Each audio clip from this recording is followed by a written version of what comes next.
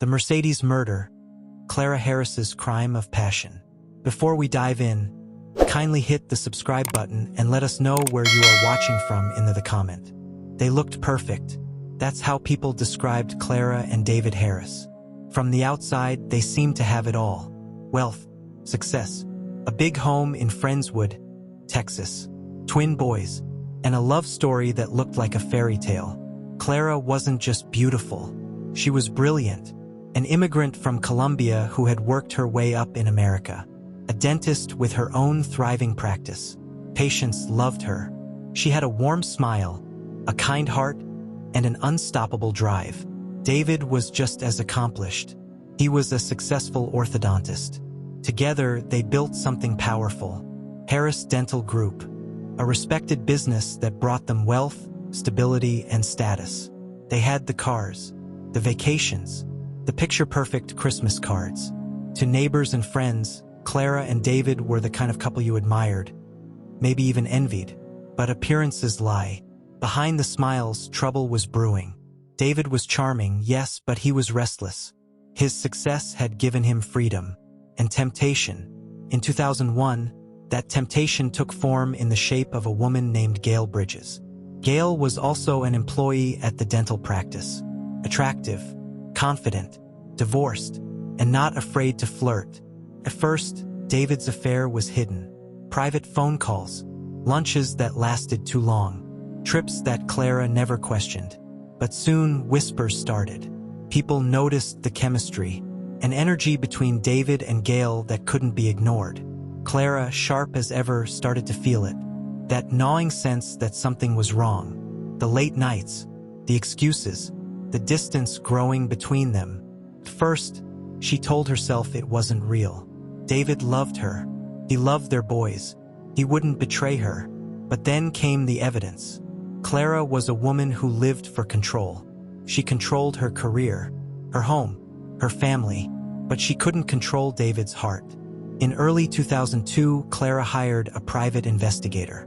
It was a desperate move, but she needed the truth. The investigator followed David, tracked his movements, and what Clara feared was confirmed. David was meeting Gail in secret. The reports were undeniable. Hotel rendezvous, intimate dinners, nights spent together. Clara's world collapsed. Her husband, her partner, her soulmate, cheating. It wasn't just betrayal. It was humiliation. She was a respected dentist, community figure, and now she felt like a fool. When Clara confronted David, he admitted it.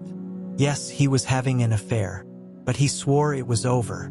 He promised to stay, and Clara believed him, or at least she wanted to. They even tried therapy, counseling sessions, conversations late into the night. David assured her he was committed to their marriage, but Clara couldn't shake it. Every smile David gave her felt fake. Every phone call could be to Gail. Every absence, every errand, every excuse, suspicion. Her mind became a prison, and Gail Bridges was the ghost haunting it. Clara's friends noticed the change. She was still polished, still professional, but there was an edge. Her eyes had a fire. Her voice carried tension. She wasn't just jealous. She was unraveling. Summer 2002 was supposed to be a time of healing, but it became the season of destruction. Clara's obsession with David's affair grew. She needed reassurance. She wanted control, but instead, she spiraled deeper into rage. She bought new clothes, scheduled cosmetic procedures, anything to win back David's attention. But nothing worked. David remained distant. His promises sounded empty. His eyes told a different story. On July 24, 2002, Clara made a decision that would change everything. She hired private investigators again. If David was lying, she wanted proof. That night, she would get more than proof. She would get the breaking point. Picture it. A hot Texas night. Clara dressed carefully. Perfect makeup. Elegant clothes. She wasn't just going to confront David. She was going to expose him. The investigators had a location. The Nassau Bay Hilton Hotel. David was there, and so was Gail. As Clara drove her silver Mercedes toward the hotel, her mind was racing. Every mile felt like a drumbeat. Every second, her anger grew. She wasn't just a betrayed wife anymore. She was a woman on the edge. The confrontation that awaited would not be quiet. It would not be calm. It would be explosive. And by the end of the night, someone would be dead. This was no ordinary affair. It wasn't just betrayal.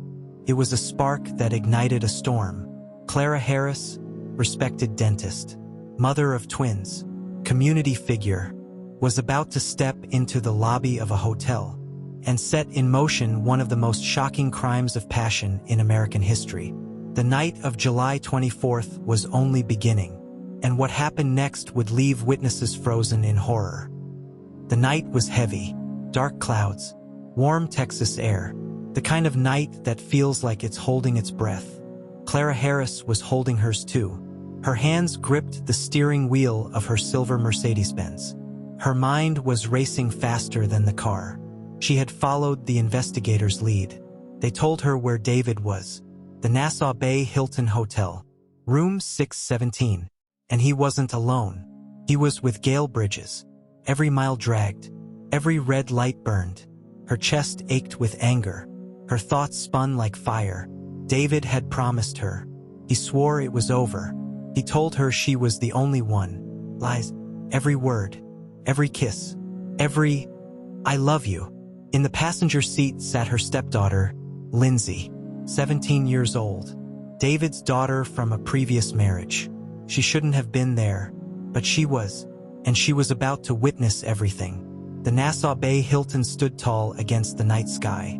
Its glass reflected the streetlights. It looked calm, ordinary, but inside secrets lived. Clara pulled into the lot. Her heart pounded. Her stomach twisted. She wasn't here for peace. She was here for proof. The investigators were already there. They had cameras, eyes on David. They told Clara what she didn't want to hear. Her husband was upstairs, with Gail, laughing, touching, lovers. The words ripped Clara apart, but she had to see it herself. Clara walked through the hotel doors. Her heels clicked against the floor. Her eyes burned with rage. The lobby lights glowed soft and golden. Felt wrong. Too beautiful for the ugliness inside her chest. Then she saw them. David, Gail, walking together, holding hands. For Clara, time stopped. The world blurred. There was only him and her. Clara stormed forward. Her voice cracked. Her heart shattered. "How could you?" she screamed. The words echoed. Guests turned their heads. Hotel staff froze. David stumbled, caught off guard. He tried to calm her, tried to explain, but Clara wasn't listening. Her fury spilled into the open. Her betrayal was no longer private. It was public. It was raw. It was humiliating. Witnesses described it as chaos. Clara lunged, her voice sharp, her eyes wild. She slapped Gail, pulled her hair. Hotel guests tried to separate them. Security stepped in, but Clara was unstoppable. She screamed at David. She screamed at Gail. Her whole world was breaking in the middle of a Hilton lobby. Lindsay watched in horror. Her stepmother was unraveling. Her father was cornered. Her family was burning before her eyes. Security asked Clara to leave. The fight had to end. The scene was too big, too ugly. Clara left the hotel, but she wasn't finished. She climbed into her Mercedes. Her stepdaughter climbed in too, silent and trembling. Through the windshield, Clara could see them, David and Gail, walking outside, smiling again as if she didn't exist. The sight stabbed her. Her anger turned into something darker, hotter, dangerous. The parking lot was dim. Streetlights glowed yellow. The night was quiet except for the hum of engines. David and Gail walked toward David's car. They were relaxed. They had no idea what was about to happen. Inside the Mercedes, Clara's breathing grew shallow. Her hands shook on the wheel. Her stepdaughter begged her to stop. "Don't do it," she cried. But Clara's eyes were locked on David, her husband, her betrayer. Something inside her snapped. The rage took over. The engine roared. Tires screeched. The silver Mercedes surged forward. Witnesses screamed. David turned. Too late. The car hit him, Once, twice, 3 times. The impact was brutal. David's body flew, then crumpled to the ground. Silence, then chaos. Hotel guests shouted. People ran. Some dialed 911 with shaking hands. Clara sat frozen, her chest heaving, her mind blank. Her stepdaughter was screaming, "Stop! Stop!" But it was over. David Harris lay in the parking lot, broken, still. Police arrived within minutes. Sirens cut through the night. Red and blue lights flashed across the Hilton walls. Clara was taken from the car, her clothes perfect, her makeup flawless, but her soul shattered. She was calm, almost too calm, as if she didn't yet realize what she had done. David was pronounced dead at the scene. The community dentist, the smiling father, the man who once seemed untouchable, gone. And Clara, the woman who had everything, had destroyed it all. This wasn't a robbery. It wasn't a cold-blooded plan. It was a crime of passion. Raw, messy, explosive, the kind of crime that shocks a nation. Because it's not a stranger. It's not a criminal mastermind. It's love turned to hate. And it happened in front of witnesses. In front of her stepdaughter. In the middle of a hotel parking lot. There was no hiding. No running. No denying. Clara Harris was guilty. And the world would soon know her name. The Mercedes was parked. The body was gone. But the story was only beginning. Because Clara's crime wasn't just shocking. It was public. It was brutal. And it was unforgettable. The courtroom would become the next stage. A trial that would split opinions. Was Clara a monster? Or just a woman broken by betrayal? The jury would decide. But first, America would watch. For more chilling true crime stories, don't forget to like, comment, and subscribe to the channel. The courtroom buzzed. Reporters filled the benches. Cameras waited outside. The whole country wanted to see her. Clara Harris, the dentist, the wife, the killer. She walked in wearing a suit, calm, composed, almost too polished for a woman who had run her husband down with a Mercedes. But this wasn't just a trial. It was theater, and everyone had a role to play. The state of Texas charged Clara Harris with murder. Not manslaughter, not negligence. Murder. Prosecutors said it was deliberate, cold, calculated. They painted her as a woman who had everything: wealth, beauty, family, and threw it away in a jealous rage. They told the jury, she didn't just kill him, she crushed him. Not once, not twice, but 3 times. Their words sliced the courtroom air. Sharp, deadly. Clara's lawyers had a different story. They called it a crime of passion. A woman betrayed, a heart broken, an explosion of emotion, not a plan. They said, she lost control. She wasn't thinking. She wasn't a killer. She was a wife who loved too much. They begged the jury to see her as human, not as a monster. Then came the witness who silenced the room. Her stepdaughter, 17-year-old Lindsay. She had been in the car. She had seen it all. The prosecutor asked softly, "What happened that night?" Lindsay's voice cracked. Her hands trembled. She looked at Clara, then at the jury. "She ran over my dad, over and over. I screamed at her to stop, but she wouldn't." The courtroom gasped. Some jurors shifted in their seats. Others stared at Clara with cold eyes. The defense objected, but the damage was done. The words hung heavy in the air. Then came the tape. The investigators had been hired by Clara herself. Irony at its cruelest. They filmed David with Gale Bridges at the hotel. They filmed the fight in the lobby. They filmed the parking lot. They filmed Clara's rage. And they filmed the Mercedes. The hit, the scream, the end. The jury watched in silence. The sound of the engine, the thud, the chaos. It was undeniable. This wasn't a story anymore. It was real. The trial stretched on. Days turned into weeks. Every detail dissected. Was it premeditated? Was it heat of the moment? Could love turn to hate this fast? Experts debated. Psychologists testified. Neighbors whispered. Some saw Clara as evil. Others saw her as tragic. But the image of the Mercedes lingered. The car became more than metal. It became a weapon. Her weapon. The jury felt the weight. They saw the photos, heard the screams, listened to the daughter. They knew David Harris was dead. The only question was why. The prosecutor told them, she didn't lose control. She took control. She aimed her car. She made her choice. The defense pleaded. She snapped. She broke. You can't measure grief with logic. The jurors looked at Clara, her face still calm, her eyes unreadable. They would decide her fate. The day arrived. The courtroom silent. The nation watching. The jury filed in, their faces grim, their decision final. Guilty, but not of murder. Guilty of murder in the second degree. A crime of passion, not a calculated execution. Clara Harris collapsed. Her family cried. Reporters rushed out with breaking news. The sentence, 20 years in prison. The maximum allowed. The public split. Some said justice was served. Others said it was too harsh. Still others said it wasn't enough. Talk shows debated. Headlines screamed. She killed for love. The Mercedes murder. The case became a symbol of jealousy, of betrayal, of passion turned deadly, and of how far someone might go when their heart breaks. Clara was taken away.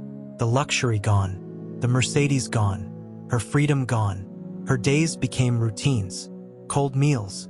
Concrete walls. Prison uniforms instead of designer clothes. But even behind bars, she made headlines. She gave interviews.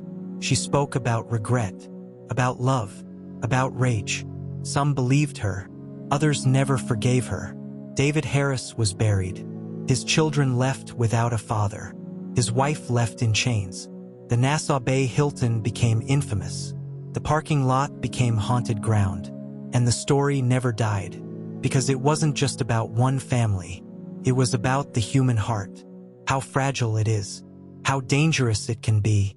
The trial was over. The verdict delivered. The gavel struck. But the story wasn't done. Because even behind prison walls, Clara Harris remained a mystery. Was she a cold killer? Or just a broken woman? A wife betrayed? Or a murderer who chose revenge over reason? The world had decided once. But the debate would rage on. The courtroom was silent. The jury had spoken. The gavel had struck. Clara Harris was guilty, not of cold-blooded murder, but of killing in passion. She would serve 20 years. For many, the case was over. But for Clara, it was just beginning. The black van waited outside. Flashing cameras surrounded it. Reporters shouted questions. But Clara said nothing. Her hair was neat. Her suit still pressed, but her life as she knew it, finished. She looked out the window as the van pulled away. The world blurred. Freedom slipped. Inside, she was quiet, her hands folded, her eyes blank. The Mercedes that once symbolized luxury was now a weapon, and she its prisoner. Prison was not Nassau Bay. No polished floors, no soft carpet, no designer heels clicking down hallways. Here everything was cold. Gray walls, iron doors, concrete floors. The guards gave her a number. Inmates stared. Some whispered her name. Others just smirked. They all knew who she was. The dentist who ran over her husband. The Mercedes murderess. Her days became simple. Wake up. Line up. Eat. Work. Sleep. No jewelry. No makeup. No privilege. Just a uniform. A cell. A routine she could not escape. She worked in the kitchen. She mopped floors. She cleaned tables. For someone who once lived in wealth, it was humiliating, but it was her reality. Not everyone hated her. Some inmates admired her. She took back control, one whispered. She didn't let him play her. Others despised her. She's spoiled, another said. She thought she was better. Now she's here with us. Clara kept quiet. She avoided fights. She kept her head down. But she never stopped reliving that night. Her children were broken. They lost a father. They lost a mother. The stepdaughter, Lindsay, had testified against her.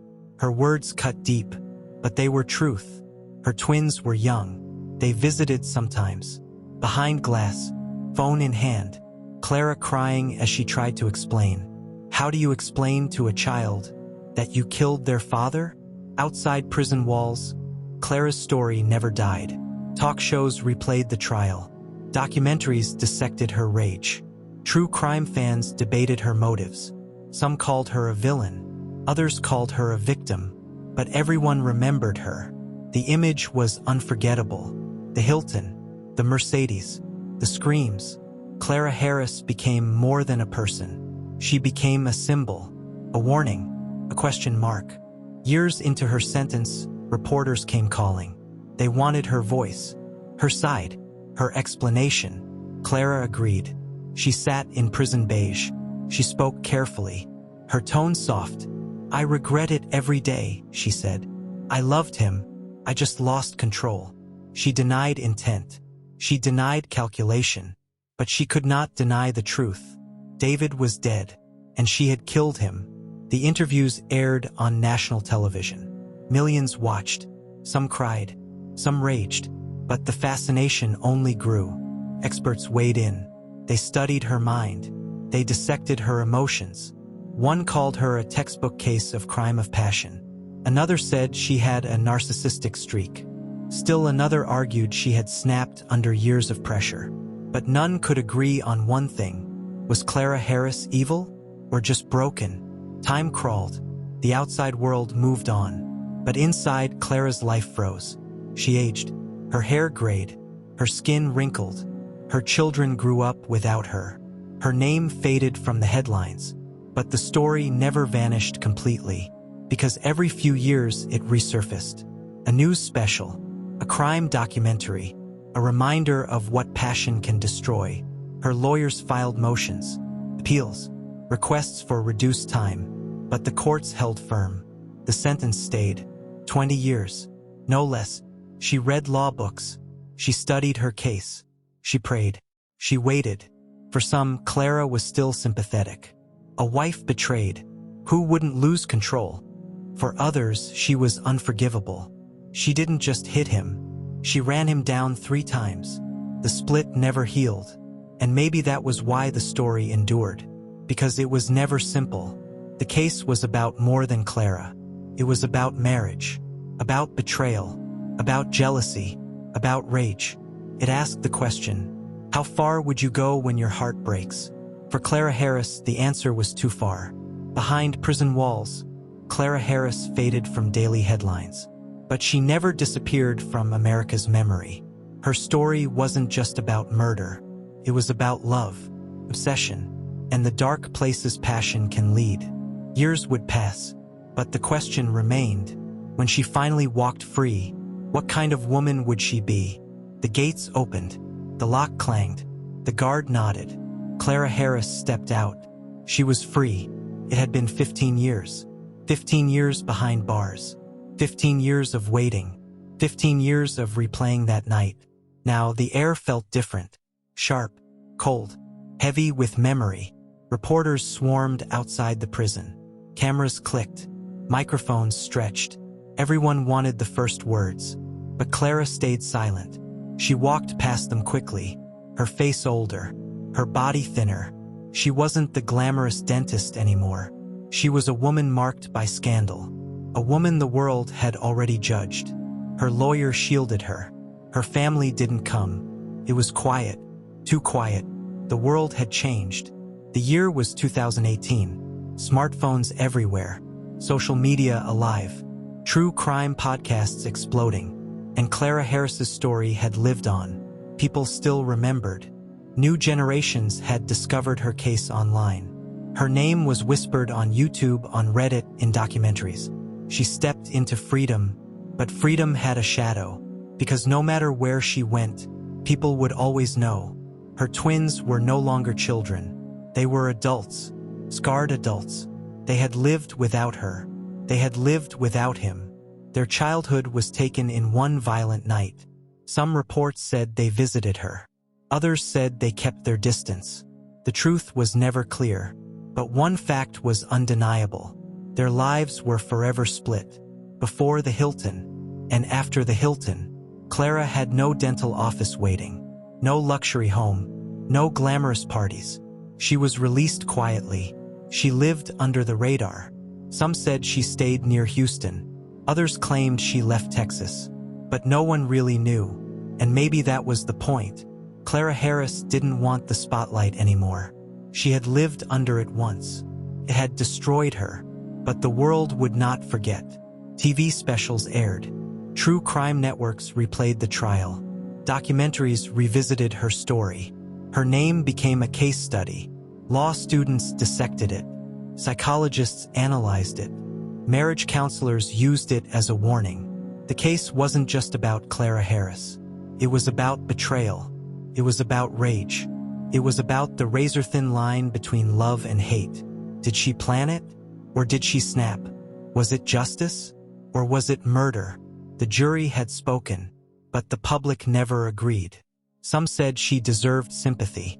She was betrayed, humiliated, pushed to the edge. Others said she was a monster. She didn't just hit him.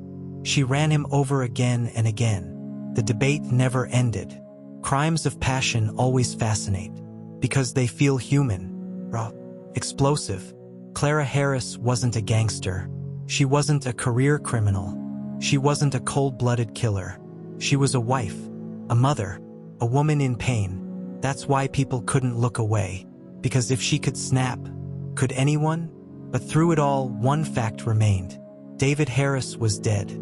A father, a man with flaws, a man with secrets, but still a man. And in the end, he paid the ultimate price. For cheating, for lying, for breaking his vows. No one could justify it. No one could undo it. David Harris's grave became the silent reminder. Even years later, the case lived on. Podcasts retold it. YouTube channels analyzed it. Books mentioned it. TV dramas hinted at it. Because the story had everything. Love, betrayal, wealth, revenge, death. It was a Hollywood script. But it was real. And real was always darker. Since her release, Clara Harris has kept quiet. No press tours. No big interviews. No tell-all book. Some say it's shame. Some say it's survival. Some say it's because she knows nothing she says will change the world's mind. So she stays silent. And maybe that silence speaks louder than words. Every story has a lesson. Every crime has a shadow. The Clara Harris case left one chilling warning. When love turns to rage, reason disappears. One night, one moment, one decision, and a life can end. A family can shatter. A woman can lose everything. So where is Clara Harris now? No one knows for certain. But maybe it doesn't matter. Because in America's memory, she will always be there. In that hotel parking lot. Behind the wheel of that silver Mercedes. Her heart broken. Her rage unleashed. Her life changed forever. The story of Clara Harris didn't fade because it was simple. It stayed because it was complicated. It forced people to ask, what would you do? How far would you go? What happens when betrayal cuts too deep? And maybe that's why her case still echoes today. Because the answer is never comfortable. And the truth is never easy. For more chilling true crime stories, don't forget to like, comment, and subscribe to the channel.